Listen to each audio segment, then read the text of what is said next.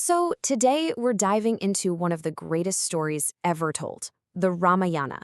Seriously, this isn't just a story, it's one of the cornerstones of Hinduism, an absolutely sweeping saga about doing the right thing, about sacrifice, and yeah, about the ultimate battle between good and evil.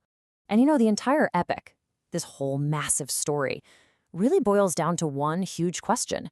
Why on earth would a prince who has everything, a kingdom, the love of his people, just give it all away because of a promise? It's a question that gets right to the heart of the story's morality. And to figure out the answer, we have to go back to the ancient, glittering kingdom of Ayodhya. Okay, so picture this. Ayodhya is booming. It's a time of celebration. The kingdom is prosperous under its wise king, Dasharatha, and the future looks incredibly bright. But, as you know, even in the most perfect places, things can take a turn, and a promise made a long, long time ago is about to change absolutely everything.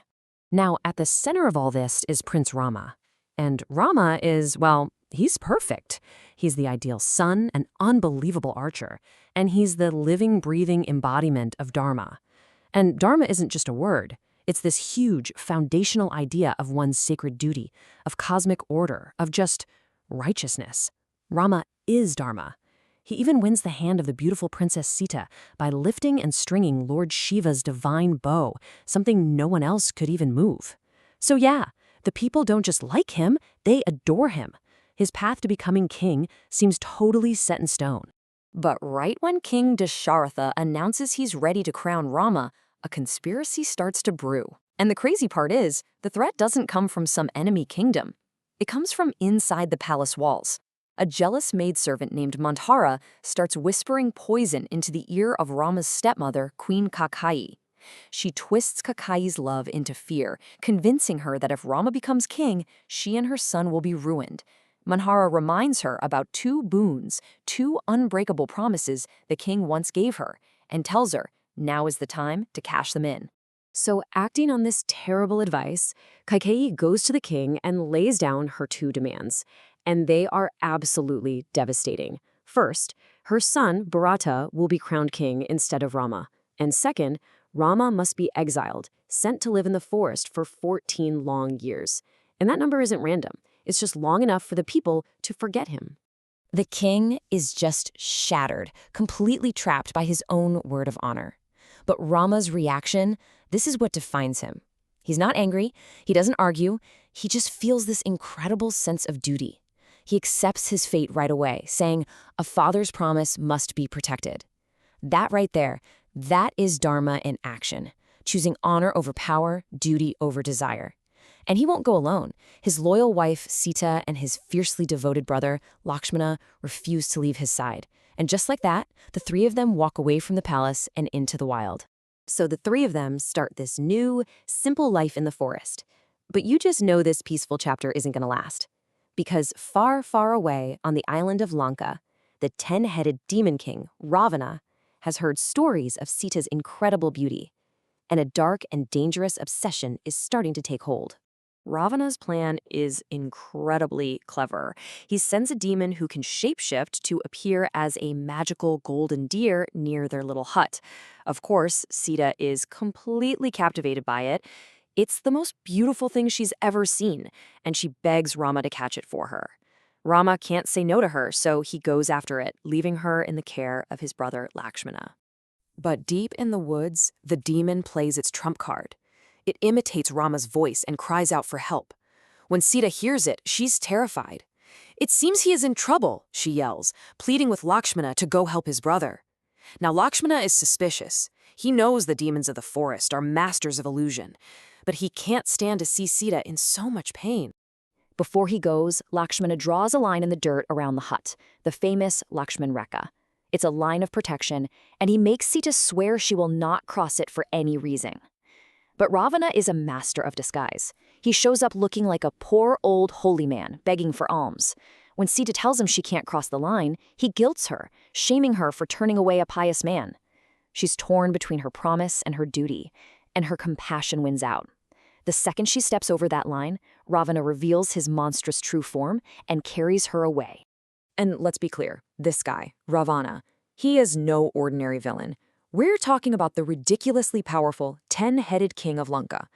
He's a genius, a scholar, and so devoted to the god Shiva that he earned all these incredible powers. His downfall, his fatal flaw, is his hubris, this colossal arrogance that makes him think he can take whatever he wants. And by kidnapping Sita, he doesn't just make a powerful enemy, he violates the very laws of Dharma and basically lights the fuse for a world-changing war. Rama and Lakshmana return to find the hut empty, and their grief quickly turns into this white-hot determination. Their search leads them to the Vanara, a powerful race of intelligent monkey-like beings. It's here they form an absolutely critical alliance with the mighty Hanuman and the monkey king Sugriva, and they promise to help each other win back what they've lost. Okay, so with this new, powerful army at his back, the mission suddenly has some serious momentum. The search for Sita is about to become an all-out war. But first, they have a huge problem. How in the world do you attack Ravana's fortress, which is on an island? First things first, they have to confirm Sita is actually there. The army gathers at the southern tip of India, staring out at the ocean. But Lanka is 100 yojanas away. That's an ancient measurement, but it's something like 800 miles across the open sea. It's an impossible journey for pretty much everyone, except one, Hanuman. Fueled by his incredible devotion to Rama, Hanuman takes a single, mind-blowing leap and crosses the entire ocean. Once in Lanka, he finds Sita being held captive and gives her Rama's ring, a small sign that hope is not lost. Then, he cleverly allows himself to get captured so he can get a good look at the enemy and deliver a message to Ravana.